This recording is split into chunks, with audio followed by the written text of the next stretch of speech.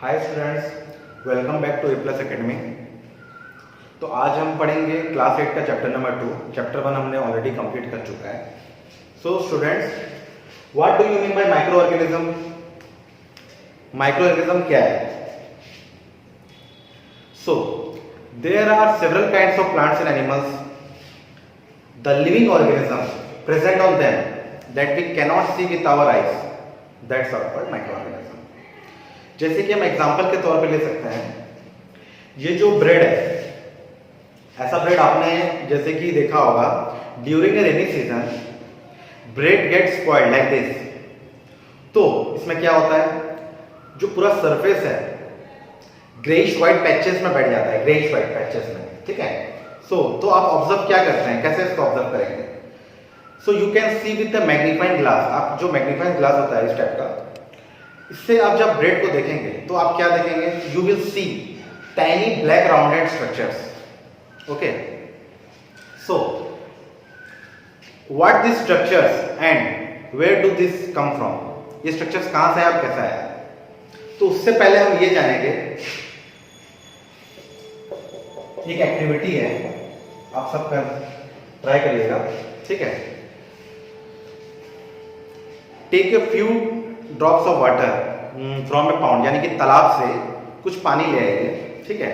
और जो glass slides होते हैं, जो बायोलैब आपका पैथो, ये सब जो देखे होंगे आप भी नर्सिंग होम स्टेप में जो यूजेस होता है ग्लास स्लाइड, इस टाइप का ग्लास स्लाइड्स, इसमें कुछ आप वाटर डाल दीजिए और जो बायोलैब में माइक्रोस्कोप से आप उसको देखिएगा तो उसमें क्या ऑब्जर्व होगा? टाइनी ऑप्टिकल्स मूवमेंट करते रहते हैं। You will find tiny organism moving around the glass, so that's are called microbes, ठीक है। तो जैसे कि मैंने बात किया, ब्रेड में जो जम जाता है आपका ब्लैक पैचेस, तो वो क्या है? We call that is fungus और फंगस, वो फंगी हो जाता है। तो फंगस को आप मैग्नीफाइंग ग्लास से देख सकते हैं। Others cannot be seen without the help of a microscope. उसके अलावा जितने भी जो आपको मैं ये बताया एक्टिविटी जो ग्लास स्लाइड्स में, वो नहीं देख सकते। जैसे कि और एक एक्टिविटी आप ले सकते हैं, कुछ आप मिट्टी ले आइए खेतों से, गिल्ली मिट्टी, ठीक है। वो मिट्टी को आप एक बीकर जो होता है, स्मॉल बीकर जैसे जो माइक्रोस्कोप की जगह पे हम रख पाए, उसमें मिट्टी डाल दीजिए और थोड़ा पानी डाल दीजिए। जब मिट्टी नीचे बैठ जाएगी, ठीक है, आप माइक्रोस्कोप से देखेंगे तो पानी में छोटे छोटे टाइनी ऑप्टिकल्स अराउंड मूवमेंट करते रहेंगे, ठीक है। तो वो माइक्रोब्स है।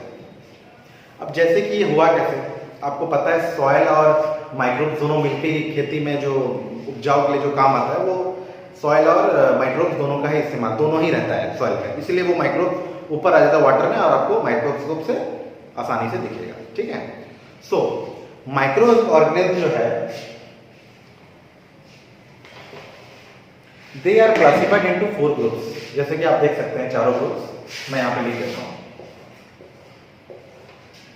पहला जो है बैक्टीरिया, दूसरा फंगाई, तीसरा प्रोटोजोआ और सम एल्गे, ठीक है। आप यहाँ पे तस्वीर में देख सकते हैं, मैं यहाँ पे लिख देता हूँ। बैक्टीरिया,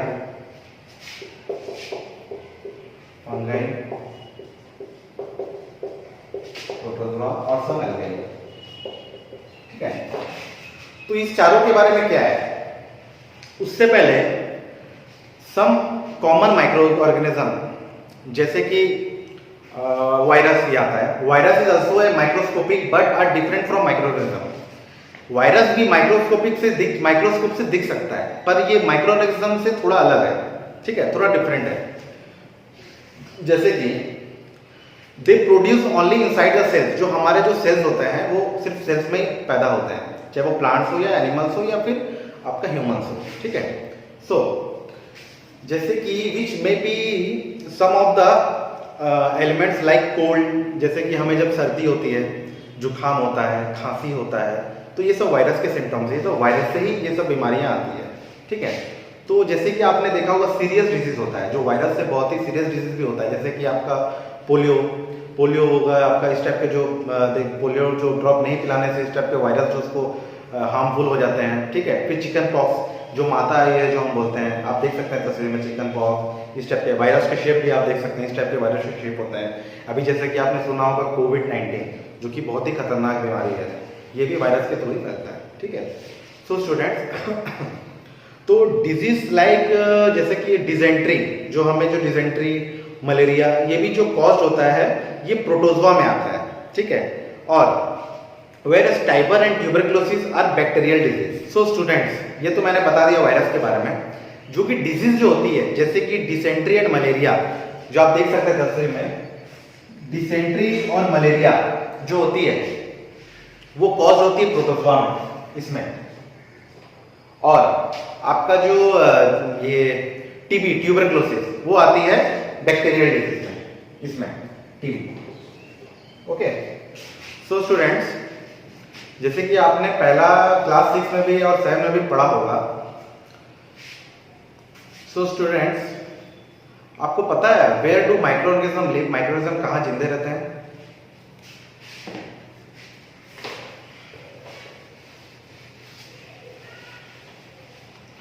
माइक्रो ऑर्गेनिज्म जो होते हैं वो सिंगल सेल के होते हैं और कुछ मल्टी सेलुलर होते हैं। जो सिंगल सेल बैक्टीरियल होता है वो बैक्टीरियल सम एल्गाई और कुछ प्रोटोजोआ में आती है माइक्रो ऑर्गेनिज्म, और कुछ जो है एल्गाई से कुछ मात्रा मल्टी सेलुलर में भी आती है और फंगी में भी। तो जैसे कि ये जो माइक्रो ऑर्गेनिज्म है इनको जिंदे रहने के लिए, जैसे कि this type of micro organism they can live in any environment, any climate, like in springs, hot springs, desert, marshy land, यानी कि ये आपका आइस कोल्ड, इस टाइप के जो भी वेदर है हमारे क्लाइमेट है इंडिया के या फिर पूरे वर्ल्ड के, वो कोई भी क्लाइमेट में वो जीवित रह सकते हैं, ठीक है। जैसे कि जो बैक्टीरिया है आपका, जैसे कि they are also found inside the bodies of animals including humans. ये जो है आपके बॉडी के जो ह्यूमंस के बॉडी, प्लांट्स, एनिमल्स किसी में भी पाए जाएंगे, ठीक है। उसके बाद कुछ ऑर्गेनिज्म है they can grow other organism while other extract freely, and some organism like bacteria like fungi वो पूरा ग्रुप में रहते हैं, जैसे कि यहाँ पे बात किया गया है ग्रुप में, मतलब कैसा, जो ब्रेड में आप जो बताया था मैं मैश देखेंगे वो पूरा ग्रुप सेल कॉलोनी, यानी कि पूरा भरा हुआ भीड़ भड़का वाला फंगाई आपको दिखेगा उसमें, पूरा एकदम पैशेज भरा हुआ, ठीक है।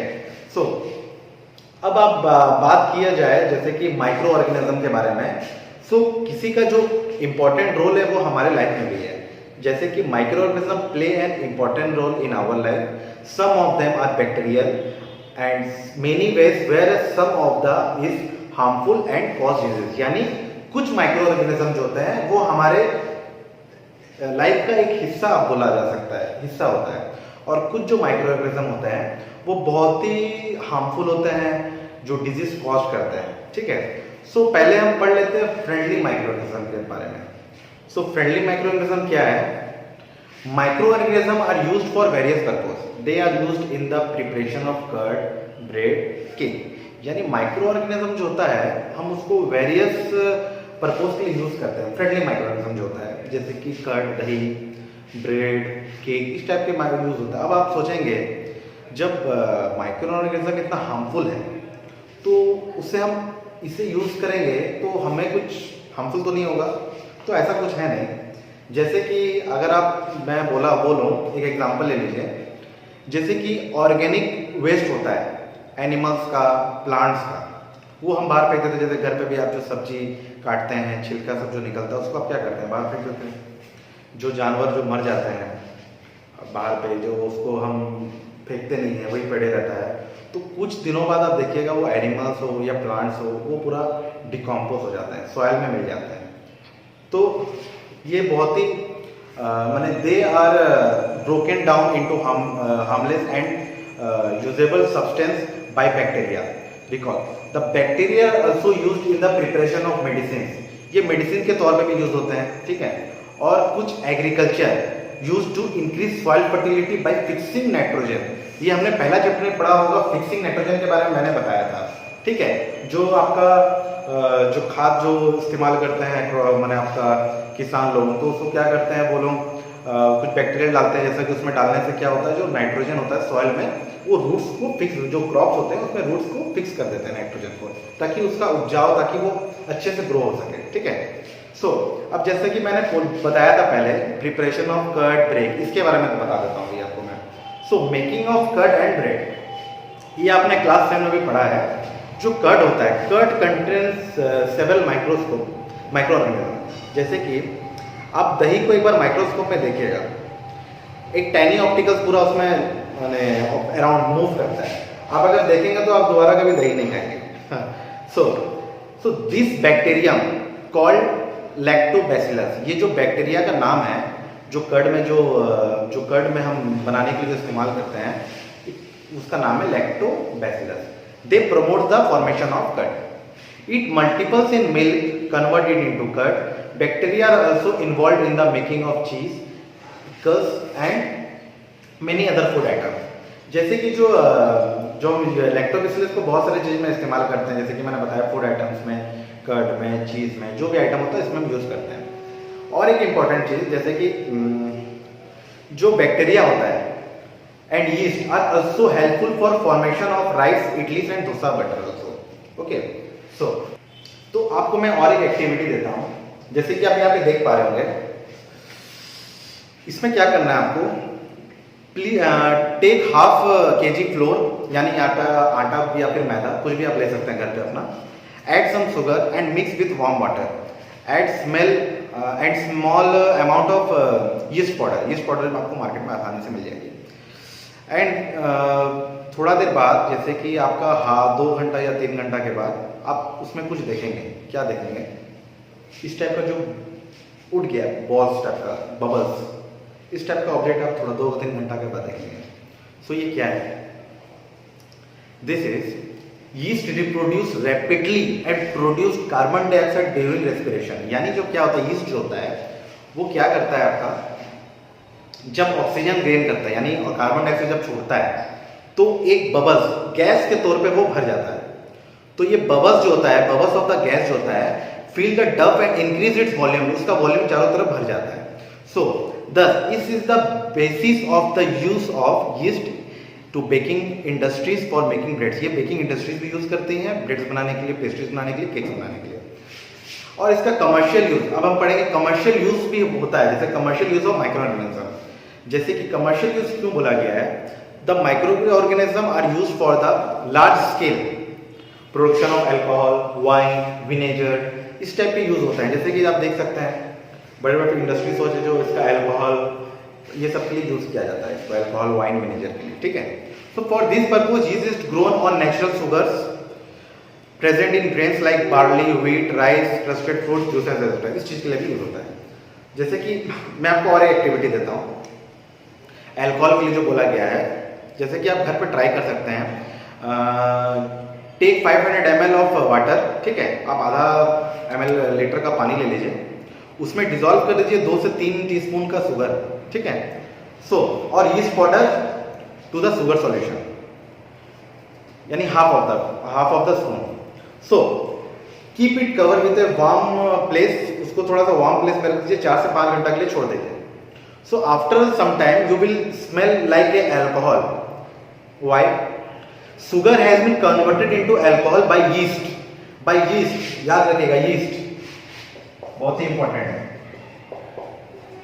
शुगर जो क्या करता है, वो कन्वर्ट कर देता है अल्कोहल को यीस्ट के थ्रू। सो ये जो प्रोसेस है, ये प्रोसेस को जो फर्मेंटेशन को बोला जाता है, जैसे the process of conversion of sugar to alcohol is known as fermentation. ये इंपॉर्टेंट है। और इसका जो डिस्कवर जो किया था लुइस पैस्चर ने डिस्कवर किया था 1857 में। आप देख सकते हैं जो दाढ़ी वाला जो दिख रहा है, हाँ, इसी का नाम है लुइस पैस्चर। तो ये आप इंपॉर्टेंट है, ये भी इसको आप नोट डाउन कर सकते हैं। सो अभी हम देखेंगे some organism use for medical use. अब कैसा? So whenever you fall in, जब आप थोड़ा सा बीमार पड़ जाते हैं, तबीयत थोड़ा सा खराब हो जाती है, तो आप क्या होता है, डॉक्टर के पास जाते हैं। डॉक्टर क्या करता है, आपको कुछ मेडिसिन देता है। तो वो मेडिसिन क्या होता है, एंटीबायोटिक टैबलेट्स, कैप्सूल्स और इंजेक्शन, सच एज पेनिसिलिन। याद रखिएगा, such as penicillin. Penicillin antibiotic medicine. Doctors आपको इस टाइप के देते हैं मेडिसिन। क्यों देते हैं? The source of medicine is micro organism. To kill the medicine kill or stop the growth of disease causing microorganism। जो हमारे जो बॉडी में माइक्रोऑर्गेनिज्म जन्म होते हैं, जो तबीयत खराब होता है, जो बैक्टीरिया पैदा होता है, उसको ये एंटीबायोटिक मारने के लिए काम आता है। तो ये भी बैक्टीरियल यूज होता है मेडिसिन, ताकि उस बीमारी को वो मार सके। So that medicine are called antibiotic. इसका डेफिनेशन यहाँ पे मैं डिस्क्राइब कर चुका, आप इसको नोट डाउन कर सकते हैं, ठीक है। सो these days a number of antibiotics produced from bacteria and fungi. So जैसे कि इसमें 4 इंपॉर्टेंट चीज है, आप नोट डाउन कर लीजिए, आपको यहाँ पे डिस्क्राइब कर रहा होगा। Streptomycin, tetracycline and erythromycin are some of the common microorganism used for antibiotics. Okay, so these are made from fungi and bacteria. The antibiotics are manufactured by growing specific microorganisms and are used to cure a variety of disease। यानी जो हमारे अंदर जो disease आते हैं, ये इस type के जो एंटीबायोटिक्स होते हैं उनको किल करने के लिए मैन्युफैक्चर होते हैं बड़ी मात्रा में, ठीक है।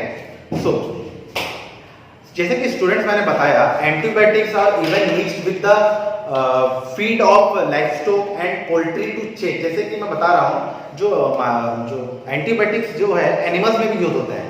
जो पोल्ट्री फार्म होते हैं, जो मुर्गी हो, तो उनको दाना दिया जाता है माइक्रोऑर्गेनिज्म के लिए। So they are also used for plants animal all disease.